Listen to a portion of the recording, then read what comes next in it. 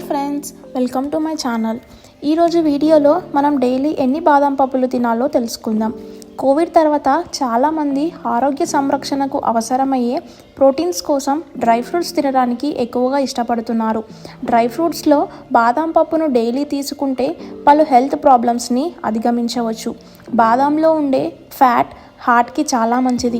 ఇవి తింటే digestion, skin brightness, hair growth చాలా బాగుంటుంది.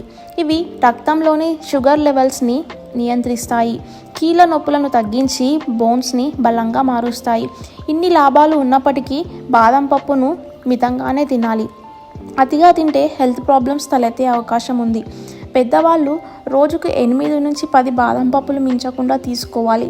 అలాగే పిల్లలు 4 నుంచి 6 తీసుకోవాలని ఎక్స్పర్ట్స్ చెప్తున్నారు. బాదంను నేరుగా తీసుకోకుండా రాత్రిపూట నీటిలో నానబెట్టి ఉదయం పొట్టు తీసి తినాలని సూచిస్తున్నారు. ఇలా నానబెట్టి తినడం వల్ల పోషకాలు వేగంగా శరీరానికి అందుతాయట. సో డైలీ మీరు ఎన్ని బాదం పప్పులు తింటున్నారో కామెంట్ చేయండి. Thank you.